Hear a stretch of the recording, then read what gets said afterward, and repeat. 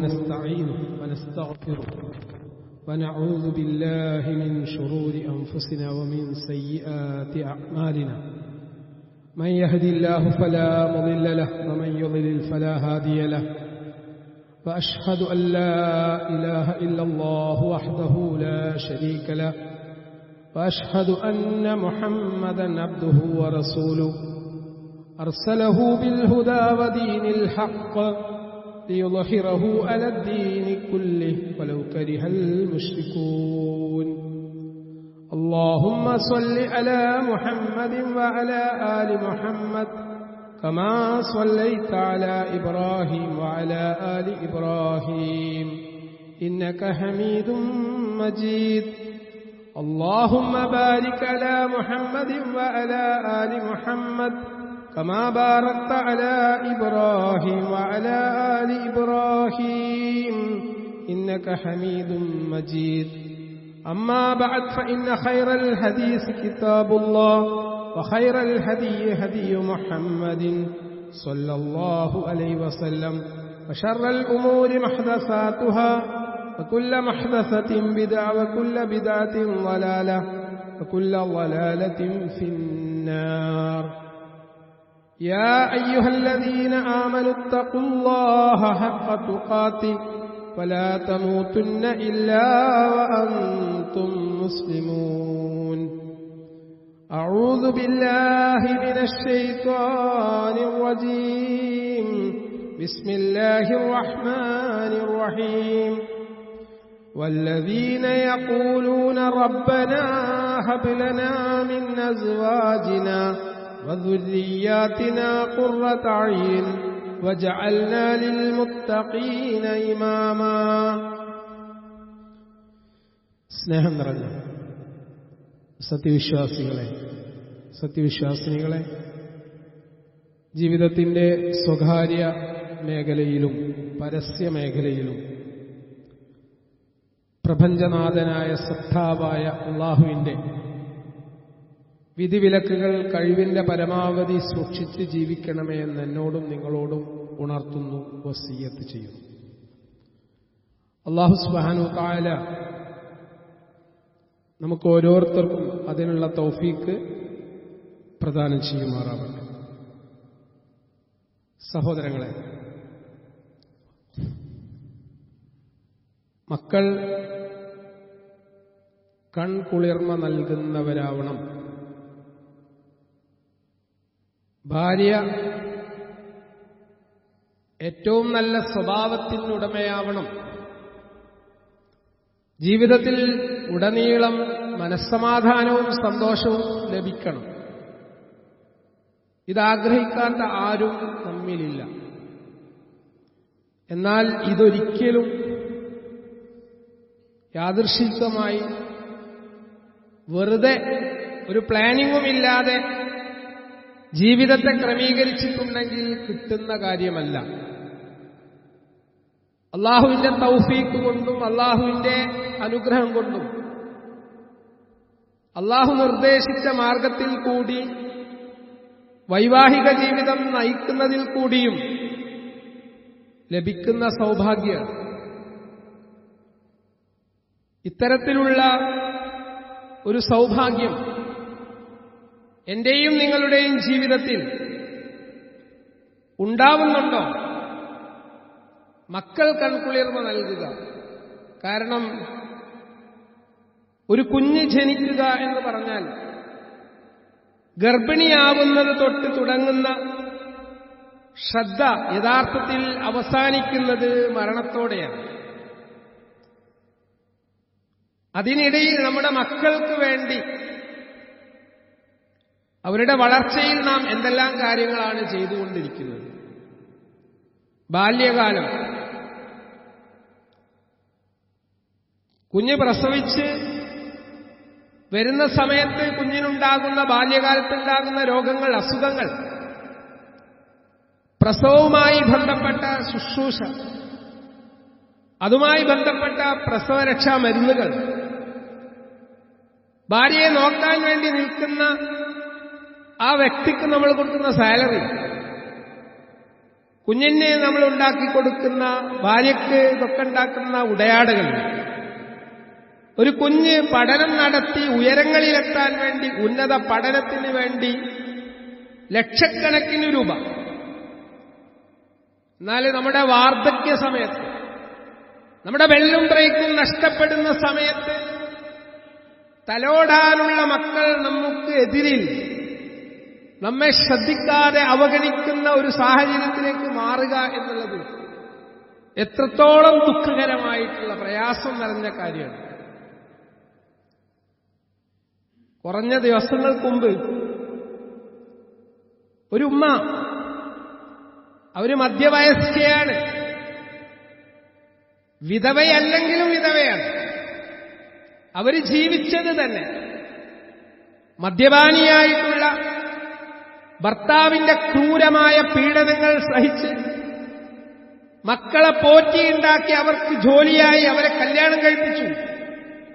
ഇപ്പോ ഈ ഉമ്മ പറയാണ്, എന്റെ വീട്ടിൽ നിൽക്കാൻ എനിക്ക് സ്വസ്ഥതയില്ല, സമാധാനമില്ല. കാരണം ഞാൻ ഇന്നാർക്കും വേണ്ടാത്ത ഒരു വ്യക്തിയായി മാറിയിരിക്കുന്നു. സഹോദരന്മാരെ, നമ്മൾ മനസ്സിലാക്കേണ്ടത്, പലപ്പോഴും നമ്മൾ നമ്മുടെ ജീവിതത്തെ ഹോമിക്കുന്നത്, നഷ്ടപ്പെടുത്തുന്നത് നമ്മുടെ പ്രിയപ്പെട്ട മക്കൾക്ക് വേണ്ടിയാണ്. ഒരു പ്രയാസവും സഹിക്കാതെയാണ് കുട്ടികളെ പരമാവധി സുഖങ്ങൾ നൽകിക്കൊണ്ട് നമ്മൾ പോറ്റിക്കൊണ്ടിരിക്കുന്നത്. എന്നാൽ ഈ മക്കള് പ്രായാവുന്ന ഘട്ടത്തിൽ നമ്മൾ അവഗണിക്കുന്നു. എന്നാൽ എന്തുകൊണ്ടാണ് ഇത്തരത്തിലുള്ള ഒരവസ്ഥ സംഭവിക്കുന്നത്? നമ്മൾ ചെയ്യേണ്ട കാര്യങ്ങൾ, പ്രാർത്ഥനകൾ, തവക്കുൽ, ഇതൊക്കെ കൃത്യമായിട്ട് നമ്മൾ ചെയ്യേണ്ടതുണ്ട്. അള്ളാഹുവിന്റെ പ്രവാചകൻ സല്ലല്ലാഹു അലൈഹി വസല്ലം ഉണർത്തി. എൻ അബീ ഹുറൈറ റളിയല്ലാഹു അൻഹു അന്ന റസൂലുള്ളാഹി സ്വല്ലല്ലാഹു അലൈഹി വസല്ലം ഖാൽ ഇദാ മാതൽ ഇൻസാൻ ഇൻഖതഅ അൻഹു അമലുഹു ഇല്ലാ മിൻ സലാസ് ഇല്ലാ മിൻ സദഖത്തിൻ ജാരിയ ഔ ഇൽമിൻ യുൻതഫഉ ബിഹി ഔ വലദിൻ സ്വാലിഹിൻ യദ്ഉ ലഹു. മുസ്ലിം ഉദ്ധരിക്കുന്ന സ്വഹീഹായിട്ടുള്ള വചനാണ്. ഒരാൾ മരണപ്പെട്ടു കഴിഞ്ഞാൽ 3 കാര്യങ്ങളൊഴിച്ച് മറ്റുള്ള പ്രവർത്തനങ്ങളെല്ലാം മുറിഞ്ഞുപോയി, നഷ്ടപ്പെട്ടു. നമ്മൾ എന്ത് സമ്പാദിച്ചുണ്ടാക്കിയിട്ടുണ്ടെങ്കിലും മരണത്തോടുകൂടി 3 കാര്യങ്ങളൊഴിച്ച് മറ്റുള്ള പ്രവർത്തനങ്ങളൊക്കെ നിഷ്ഫലമായി. അതിലൊന്ന് തുടർന്നു പോകുന്ന ദാനധർമ്മമാണ് സദഖത്തുൽ ജാരിയ. പള്ളിക്ക് വേണ്ടി, മദ്രസയ്ക്ക് വേണ്ടി, ഒരു നല്ല കിണർ കുഴിക്കാൻ വേണ്ടിയൊക്കെ നമ്മൾ കൊടുക്കുന്ന 1000 രൂപയും 2000 രൂപയും തുടർന്നു പോകുന്ന ദാനധർമ്മമാണ്.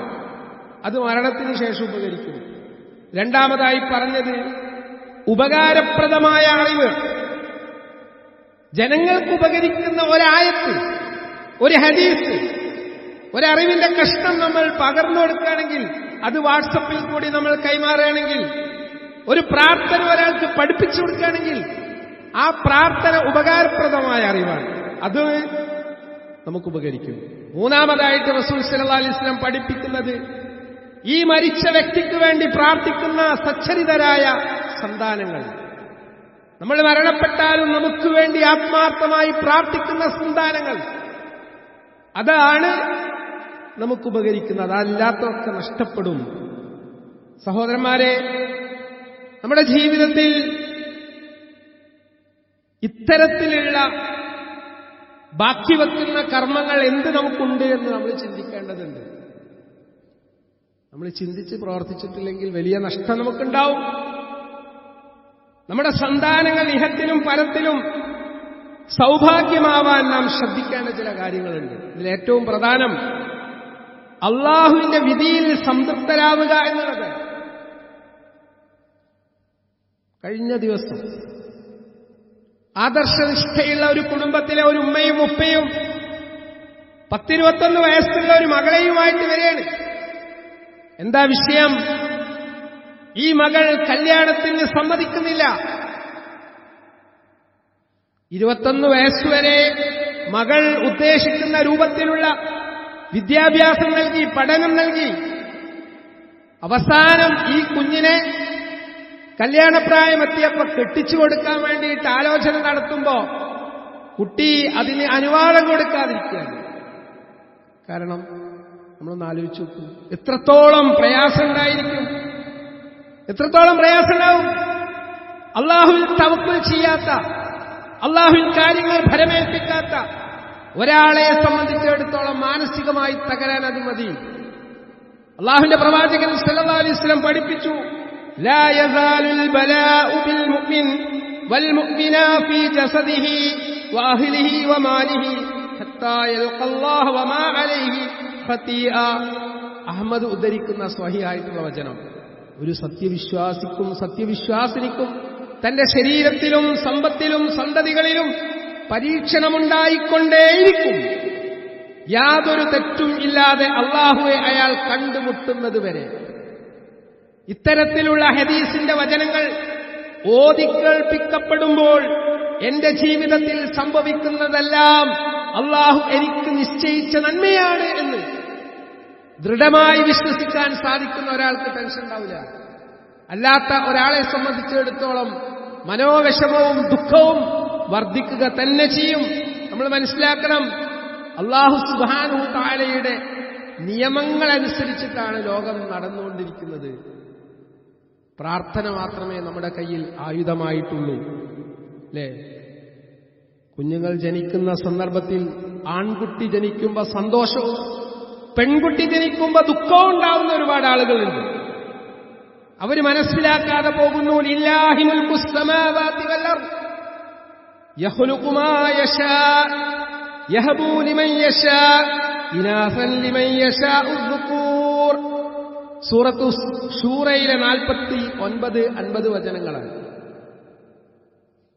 എന്താണ് ഈ ആയത്തിന്റെ അർത്ഥം സഹോദരങ്ങളെ? അല്ലാഹുവിനാകുന്നു ആകാശങ്ങളുടെയും ഭൂമിയുടെയും ആധിപത്യം. ഈ ലോകത്തിന്റെ ആധിപത്യം അല്ലാഹ്ക്കാണ്. അവൻ ഉദ്ദേശിക്കുന്നത് അവൻ സൃഷ്ടിക്കുന്നു. അവൻ ഉദ്ദേശിക്കുന്നവർക്ക് അവൻ പെൺമക്കളെ പ്രദാനം ചെയ്യുന്നു. അവൻ ഉദ്ദേശിക്കുന്നവർക്ക് ആൺമക്കളെയും പ്രദാനം ചെയ്യുന്നു. അല്ലെങ്കിൽ അല്ലാഹ് ഉദ്ദേശിക്കുന്നവർക്ക് അവൻ ആൺമക്കളെയും പെൺമക്കളെയും ഇടകലർത്തിക്കൊടുക്കുന്നു. ഔ യുസവ്വിജുഹും ദുക്റാനൻ വ ഇനാസൻ വയജഅലു മൻ യശാഉ അഖീമൻ ഇന്നഹു അലീമുൻ ഖദീർ. എന്നാൽ അവൻ ഉദ്ദേശിക്കുന്നവരെ അല്ലാഹു സുബ്ഹാനഹു തആല വന്ധ്യരാക്കുന്നു, സന്താനങ്ങളെ കൊടുക്കാതിരിക്കുന്നു. തീർച്ചയായും അല്ലാഹു സർവജ്ഞനും സർവശക്തനുമാണ്. ആൺകുട്ടിയെ തരുന്നതും പെൺകുട്ടിയെ തരുന്നതും ആണിനെയും പെണ്ണിനെയും ഇടകലർത്തി തരുന്നതും മക്കളെ തരാതിരിക്കുന്നതും അല്ലാഹുവിന്റെ യുക്തിയാണ്, അല്ലാഹുവിന്റെ തഖ്ദീറാണ്. അതിൽ ഉറച്ചു വിശ്വസിക്കാൻ നമുക്ക് സാധിക്കണം. അതാണ് വിധിയിലുള്ള വിശ്വാസം. പെൺകുട്ടികളെ വെറുപ്പോടുകൂടി കാണുന്ന രക്ഷിതാക്കളുണ്ട്. പ്രവാചകൻ മുഹമ്മദ് മുസ്തഫ സല്ലല്ലാഹു അലൈഹി വസല്ലം നിയോഗിതനാകുന്നതിന് മുമ്പ് അറേബ്യയിൽ നിലനിന്നിരുന്ന ഒരാചാരമുണ്ട്. നമുക്കൊക്കെ അതറിയാം. ആചാരം, പെൺകുട്ടികൾ ജനിക്കുമ്പോൾ അവയെ കൊണ്ടുപോയിട്ട് കുഴിച്ചുമൂടുക. പെണ്ണിന് യാതൊരു സ്ഥാനവും നൽകാത്ത ഒരു അവസ്ഥ. വഇദാ ബുശ്ശിറ അഹദുഹും ബിൽ ഉൻസാ വല്ല വജ്ഹുഹു മുസ്വദ്ദാ വഹുവ ഖളീം. സൂറത്തുൻ നഹ്ൽ പറയാണ് 58-ാമത്തെ വചനം. എന്താണ്? അവരിൽ ഒരാൾക്ക് പെൺകുഞ്ഞുണ്ടായ സന്തോഷവാർത്ത നൽകപ്പെട്ടാൽ, ഇവിടെ എന്താ ഖുർആൻ പറയുന്നത്? ഒരു പെൺകുട്ടി ജനിക്കുക എന്നുള്ളത് സന്തോഷവാർത്തയാണ്. ഈ സന്തോഷവാർത്ത കിട്ടുന്ന സന്ദർഭത്തിൽ കോപാകുലനായിട്ട് അവന്റെ മുഖം കറുത്തിരുണ്ടു പോകുന്നു. പെൺകുട്ടിയാ ജനിച്ച്. എന്നാൽ യതവാറാ മിനൽ ഖൗമി മിൻ സൂഇൻ മാ ബുശ്ശിറ ബി അയുംസികുഹു അലാ ഹൂൻ അം യദുസ്സുഹു ഫിത്തുറാബ് അലാ സാഅ മാ യഹ്കുമൂൻ. എന്നിട്ട് അവന് സന്തോഷവാർത്ത നൽകപ്പെട്ട ആ കാര്യത്തിലുള്ള അപമാനത്താൽ ആളുകളിൽ നിന്ന് അവൻ ഒളിച്ചു കളയുന്നു. അപമാനം സഹിക്കാതെ അവൻ ഒളിച്ചു പോകുകയാണ്. കാരണം എനിക്ക് പെൺകുട്ടിയുണ്ടായിരുന്നു. ഇതൊരു ജാഹിലിയ കാലഘട്ടത്തിൽ നടന്ന സംഭവമാണെങ്കിൽ ഇന്ന് കുട്ടി ജനിക്കുന്നതിന് മുമ്പ് തന്നെ കൊന്നുകളയുന്നു, ഭ്രൂണഹത്യ നടത്തിക്കൊണ്ടിരിക്കുന്നു. കാരണം നമ്മളിങ്ങനെ കാൽക്കുലേറ്റ് ചെയ്യാണ്. എനിക്ക് ഇത്ര ആൺകുട്ടികളാണ്, ഇനി പെൺകുട്ടികൾ മതി, അതുകൊണ്ട് പെൺകുട്ടി അല്ലേ, അല്ലെങ്കിൽ എല്ലാം പെൺകുട്ടികൾ. ഞാൻ അടുത്തതും പെൺകുട്ടിയാണെന്ന് അറിയുമ്പോൾ അതിനെ കൊന്നുകളയുക. സഹോദരന്മാരെ, ഇത്തരത്തിലുള്ള വളരെ മോശപ്പെട്ട ഒരവസ്ഥ നമ്മുടെ സമൂഹത്തിൽ നടന്നുകൊണ്ടിരിക്കുന്നു. ഖുർആൻ എന്താ പറഞ്ഞത്? വല തഖ്തുലൂ ഔലാദകും ഖശ്യത ഇല്ലാഹ് നഹ്നു നർസുഖുഹും വഇയ്യാകും ഇന്ന ഖത്ലഹും കാന ഖിത്അൻ കബീറാ. സൂറത്ത് ഇസ്രാ 31-ാമത്തെ വചനം. ദാരിദ്ര്യം ഭയന്നുകൊണ്ട് നിങ്ങളുടെ കുട്ടികളെ നിങ്ങൾ കൊല്ലരുത്. ഇപ്പൊ നിങ്ങൾ ആലോചിച്ച് നോക്കി, സഹോദര സമുദായത്തിൽപ്പെട്ട ആളുകൾക്ക് സന്താനങ്ങൾ കുറവാണ്. എന്തായിട്ടതിന് കാരണം അറിയുന്നത്? ഒരു കാൽക്കുലേറ്റ് ചെയ്യുക, ബാങ്ക് ബാലൻസ് നോക്കിയിട്ടാണ് പ്രസവിക്കുന്നത്. വലിയ കാൽക്കുലേഷനാണ്. ഒന്നാമത്തെ കുട്ടീനെ US പറഞ്ഞേക്കണം, രണ്ടാമത്തതിനെ UK പറഞ്ഞേക്കണം. അപ്പൊ അവിടെ ഗ്യാപ്പ് വേണം. അല്ലെങ്കിൽ ആ കുട്ടി പെട്ടെന്ന് വന്നിട്ടുണ്ടെങ്കിൽ അത് ഞങ്ങളുടെ സാമ്പത്തികമായ ഭദ്രതയെ ആകെ തകിടം മറിക്കും. ഇതൊക്കെ ഓല് കാൽക്കുലേറ്റ് ചെയ്യുക. പെട്ടെന്നൊരു ആക്സിഡന്റ് സംഭവിച്ചാലോ, പ്രസവം നിർത്തിയതിന് ശേഷം ഒരേ സമയത്ത് എല്ലാവരും ഒന്നിച്ചെന്ന് മരിച്ചാലോ, ഇതൊന്നും ചിന്തിക്കില്ല. കാര്യങ്ങൾ അല്ലാഹുവിൽ ബരമേൽപ്പിക്കാൻ തയ്യാറാവുന്നില്ല. ദാരിദ്ര്യം ഭയന്നുകൊണ്ട് നിങ്ങൾ നിങ്ങളുടെ കുട്ടികളെ കൊല്ലരുത്. ഖുർആന്റെ കൽപ്പനയാണ്. അവർക്കും നിങ്ങൾക്കും നാമാണ് ഉപജീവനം നൽകുന്നത്. നിശ്ചയമായും അവരെ കൊല്ലൽ വലിയ പാപമാണ്. നിങ്ങൾക്കറിയോ, ഒട്ടിയ വയറുമായിട്ട് കൂട്ടിൽ നിന്ന് പുറപ്പെടുന്ന പക്ഷി നിറഞ്ഞ വയറുമായിട്ടാണ് വൈകുന്നേരം കൂട്ടിലേക്ക് തിരിച്ചു വരുന്നത്. ഇത് പ്രകാരം അള്ളാഹു നിങ്ങൾക്ക് ഭക്ഷണം നൽകുന്ന തവക്കുലിന് ഉദാഹരണമായിട്ട് റസൂൽ സല്ലല്ലാഹു അലൈഹി വസല്ലം പഠിപ്പിക്കുന്നുണ്ട്. ഇതിൽ നിന്ന് നമുക്ക് കിട്ടുന്ന മെസ്സേജ് എന്താണ്? നമ്മൾ ചെയ്യേണ്ട കാര്യങ്ങൾ ചെയ്യുക, അള്ളാഹുവിൽ കാര്യങ്ങൾ ഭരമേൽപ്പിക്കുക, മക്കൾക്ക് വേണ്ടി ആത്മാർത്ഥമായി നമ്മൾ ദുആ ചെയ്യുക. ആ ദുആ എന്നുള്ളത് ഒരു വലിയ മുതൽക്കൂട്ടാണ്. പ്രാർത്ഥിക്കാതിരിക്കാൻ പാടില്ല സഹോദരങ്ങളെ. അതുകൊണ്ട് അള്ളാഹുവിന്റെ അനുഗ്രഹങ്ങൾ ഒരിക്കലും തടയാൻ നമ്മൾ പോകരുത്. ഒരു സന്താനം ഉണ്ടാവുമ്പോൾ ചില ആളുകൾ കല്യാണം കഴിഞ്ഞ് ഉടനെ ഒരു കുട്ടിയോട് വന്നു, ഗർഭിണിയായി. അപ്പൊ അവര് അസ്വസ്ഥരാവുകയാണ്. കാരണം ജീവിതം ഒന്നുകൂടി അടിച്ചു പൊളിക്കണം എന്ന് വിചാരിച്ച സമയത്താണ്, പഠിച്ചുകൊണ്ടിരിക്കുന്ന സമയത്താണ്. അല്ലെങ്കിൽ പെട്ടെന്ന് വിവാഹം കഴിഞ്ഞ ഉടനെ തന്നെ കുട്ടി ഉണ്ടാവുമ്പോ ആ കുട്ടിയെ ഭ്രൂണഹത്യയിൽ കൂടി ടെർമിനേറ്റ് ചെയ്യാൻ തീരുമാനമെടുക്കുന്ന ദമ്പതിമാരുണ്ട്. അള്ളാഹു നൽകിയ വലിയ ഒരു അനുഗ്രഹത്തെയാണ് അവർ ഇല്ലാതാക്കുന്നത്. ഇതൊന്നും വിശ്വാസികളായ നമ്മിൽ നിന്നൊരിക്കലും ഉണ്ടാവാൻ പാടില്ല. അള്ളാഹു സുബ്ഹാനഹു വ തആല കാര്യങ്ങൾ മനസ്സിലാക്കാനും ഉൾക്കൊള്ളാനും ജീവിതത്തിൽ മാറ്റങ്ങൾ കൊണ്ടുവരാനുള്ള മഹാഭാഗ്യം നമുക്ക് ഓരോരുത്തർക്കും പ്രദാനം ചെയ്യുമാറാവട്ടെ.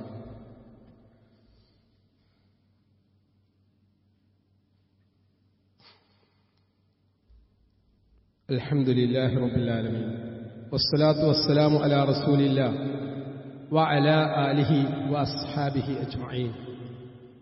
يا أيها الذين آمنوا اتقوا الله حق تقاته ولا تموتن إلا وأنتم مسلمون. സ്നേഹം നിറഞ്ഞ സഹോദരന്മാരെ, ജീവിതത്തിന്റെ എല്ലാ സന്ദർഭങ്ങളിലും നമ്മെ അങ്ങേയറ്റം സ്നേഹിക്കുന്ന കരുണാവാരിധിയായ അള്ളാഹുവെ സൂക്ഷിച്ച് ജീവിക്കണമെന്നൊരിക്കൽ കൂടി ഉണർത്തുന്നു, വസിയത്ത് ചെയ്യുന്നു. പരീക്ഷണങ്ങൾ വരുന്ന സന്ദർഭത്തിൽ ഇപ്പൊ നമ്മൾക്ക് ഏറ്റവും ഇഷ്ടപ്പെട്ട മകൻ അല്ലെ, നമുക്ക് ഏറ്റവും ഇഷ്ടപ്പെട്ട ഒന്നിനെ അള്ളാഹ് അങ്ങോട്ട് തിരിച്ച് എടുക്കുകയാണ്. ആ സമയത്ത് വിശ്വാസി സ്വീകരിക്കേണ്ട നിലപാടെന്ത്? പ്രവാചകൻ സല്ലല്ലാഹു അലൈഹി വസല്ലം നമ്മളെ പഠിപ്പിച്ചിട്ടുണ്ട്. അന്ന റസൂലുള്ളാഹി സ്വല്ലല്ലാഹു അലൈഹി വസല്ലം ഖാൽ അൻ അബീ മൂസൽ അശ്അരി റളിയല്ലാഹു ഇദാ മാത വലദുൽ അബ്ദി ഖാല അല്ലാഹു ലിമലായികതിഹി قبلتم ولد عبدي فيقولون نعم فيقولون حمدك واسترجع فيقول الله ابنوا لعبدي بيتا في الجنة وسموه بيت الحمد. തുർമുദി ഉദ്ധരിക്കുന്ന സ്വഹീഹായിട്ടുള്ള വചനാണ്. അതായത് ഒരടിമയുടെ മകൻ അല്ലെങ്കിൽ മകൾ മരണപ്പെട്ടാൽ ഇദാ മാത വലദുൽ അബ്ദ് ഖാല അല്ലാഹു ലിമലായികതിഹി, മലക്കുകളോട് അല്ലാഹ് സംസാരിക്കുകയാണ്, നിങ്ങൾ എന്റെ ദാസന്റെ മകനെ അല്ലെങ്കിൽ മകളെ അവരുടെ റൂഹ് പിടിച്ചെടുത്തു. എന്റെ ദാസന്റെ മകളെ അല്ലെങ്കിൽ മകനെ അവരുടെ റൂഹ് നിങ്ങൾ പിടിച്ചെടുത്തു. പിടിച്ചെടുത്തോ എന്ന് ചോദിക്കും. അപ്പൊ ഞങ്ങൾ പിടിച്ചെടുത്തു. ഫയഖൂലു, ആ സന്ദർഭത്തിൽ അവർ എന്താണ് പറഞ്ഞത്? ആ മക്കളെ പിടിച്ചെടുത്തപ്പോ എന്താ പറഞ്ഞത്? ഹമിദക വ ഇസ്തർജക ഇന്നാ ലില്ലാഹി വ ഇന്നാ ഇലൈഹി റാജിഊൻ. അൽഹംദുലില്ലാ എന്നാണ് പറഞ്ഞത്. ആ ഒരു ഈമാൻ കിട്ടണമെങ്കിൽ നല്ല പണിയാണ്. അള്ള തന്ന മകളെ തിരിച്ചെടുത്തപ്പോ ഇന്നാ ലില്ലാഹി വ ഇന്നാ ഇലൈഹി റാജിഊൻ എന്നാ പറഞ്ഞത്. അൽഹംദുലില്ലാ എന്നാണ് പറഞ്ഞത്. ഫയഖൂലുല്ലാഹ്, ആ സന്ദർഭത്തിൽ മലക്കുകളോട് അല്ലാഹു സുബ്ഹാനഹു വ തആല പറയാണ്, ഇബ്നൂ ലി അബ്ദി ബൈതൻ ഫിൽ ജന്ന, ഇപ്രകാരം ക്ഷമ അവലംബിച്ച് സംസാരിച്ച എന്റെ ദാസന് സ്വർഗത്തിൽ നിങ്ങൾ ഒരു ഭവനം നിർമ്മിക്കുക. വൽ ആഖിറതു ഖൈറു വ അബ്ഖ. അതാണ് മനസ്സിലാക്കുക. ദുനിയാവ് നിസ്സാരാണ്.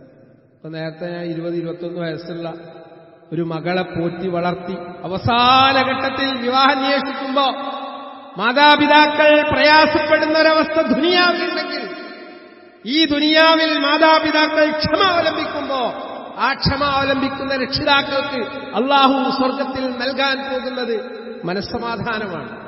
എന്നാൽ നമ്മൾ എല്ലാം ഇവിടെ തന്നെ കിട്ടണം എന്നുള്ള ആഗ്രഹത്തിലാണ് ജീവിച്ചുകൊണ്ടിരിക്കുന്നത്. ന്യൂ ഇയർ വരാൻ പോവുകയാണ് അല്ലേ? ഒരു വർഷം അവസാനിക്കുകയാണ്, ഒരു പുതിയ വർഷം ആരംഭിക്കുകയാണ്.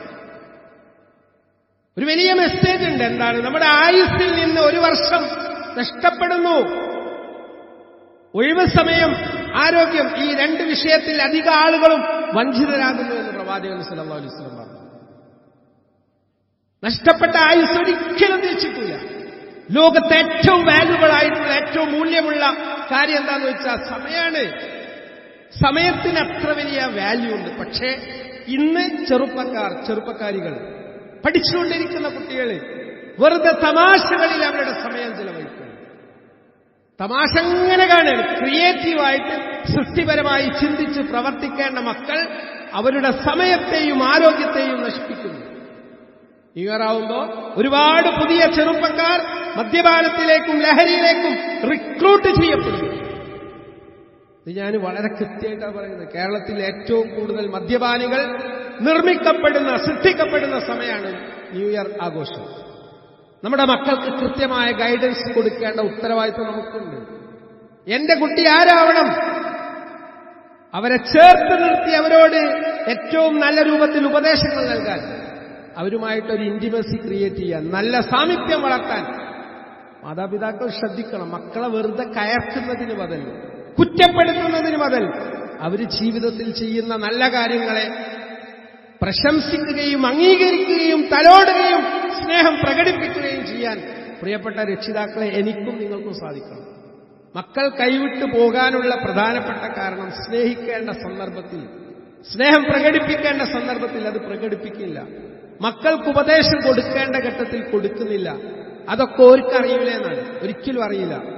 ഓരോ കാര്യങ്ങളും ചെറുതാണ് എന്ന് നമുക്ക് തോന്നുന്ന കാര്യങ്ങൾ പോലും സന്ദർഭോചിതമായി ഉപദേശങ്ങൾ നൽകാൻ, സ്നേഹത്തോടുകൂടി അവരെ ചേർത്ത് നിൽക്കാൻ, അവരോടൊന്നിച്ച് യാത്ര ചെയ്യാൻ, അവരോടൊപ്പം ഭക്ഷണം കഴിക്കാൻ, ഇതൊക്കെ നമ്മൾ സമയം കണ്ടെത്തണം.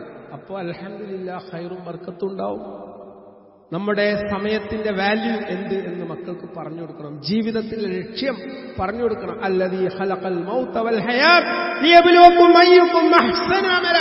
ഇടക്കിടക്ക് പുട്ടിന് തേങ്ങിടുന്നത് പോലെ ജീവിതത്തിന്റെ ലക്ഷ്യം എന്ത് എന്ന് മക്കൾക്ക് പറഞ്ഞു കൊടുക്കേണ്ട ഉത്തരവാദിത്വം നമുക്കുണ്ട്. കുട്ടിയൊക്കെ അറിയില്ല എന്തിനാണ് ജീവിക്കുന്നത്, അടിച്ചു പൊളിച്ചാണ് ജീവിക്കണം എന്നാ.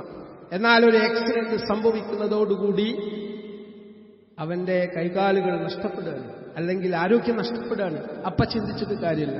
അതുകൊണ്ട് സഹോദരന്മാരെ, ജീവിതം എന്ന ഒരു വലിയ അമാനത്ത് അള്ളാഹു നമുക്ക് നൽകിയ വലിയ പരീക്ഷണമാണ്, ഔദാര്യമാണ്. ഈ ഔദാര്യത്തെ അള്ളാഹു ഇഷ്ടപ്പെടുന്ന രൂപത്തിൽ ഉപയോഗപ്പെടുത്താനുള്ള ഒരു ശ്രമം, ബോധപൂർവമായ ശ്രമം നമ്മൾ നടത്തണം. നമ്മുടെ ഏറ്റവും പ്രിയപ്പെട്ട സഹോദരങ്ങൾ, നമുക്കൊക്കെ സംഘടനാ തലത്തിലൊക്കെ വളരെ സജീവമായി ദഅവാ രംഗത്ത് നിറഞ്ഞു നിൽക്കുന്ന നമ്മുടെ ദായികൾ, അവർ പരീക്ഷിക്കപ്പെട്ടുകൊണ്ടിരിക്കുന്നു. ആരോഗ്യം നഷ്ടപ്പെട്ട സാഹചര്യത്തിലാണുള്ളത്. നമുക്കൊക്കെ അറിയാം. അവർക്ക് വേണ്ടി നമ്മൾ ആത്മാർത്ഥമായി ദുആ ചെയ്യണം. ദുആ എന്നുള്ളത്, പ്രാർത്ഥന എന്നുള്ളത് വലിയ ഔഷധമാണ്, വലിയ പരിഹാരമാണ്. അതുകൊണ്ട് രോഗികളായിട്ടുള്ള നമ്മുടെ ധായിമാർക്ക്, പ്രബോധകർക്ക് അല്ലാഹു സുബ്ഹാനഹു വ തആല അവരുടെ ആരോഗ്യം തിരിച്ചു നൽകുകയും പ്രബോധന പ്രവർത്തനങ്ങളിൽ സജീവമാകാനുള്ള തൗഫീഖ് പ്രദാനം ചെയ്യുകയും ചെയ്യട്ടെ. اللهم اغفر للمؤمنين والمؤمنات والمسلمين والمسلمات الأحياء منهم والأموات إنك مجيب الدعوات يا قاضي الحاجات توفنا مسلما والحقنا بالصالحين اللهم أجرنا من النار اللهم أجرنا من النار اللهم أجرنا من النار ربنا ظلمنا أنفسنا وإن لم تغفر لنا وترحمنا لنكونن من الخاسرين ربنا آتنا في الدنيا حسنة وفي الآخرة حسنة وقنا عذاب النار وصلى الله على محمد وعلى آله وصحبه أجمعين.